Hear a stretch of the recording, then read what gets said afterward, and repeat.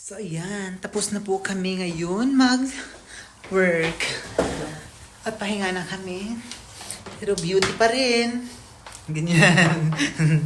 Hindi pa rin mawawala ang ating mga kabutihan. Charot. So ayan, I'm home. Tapos na yung 12 hours ko. So nakapag-shower na ako. Fresh na.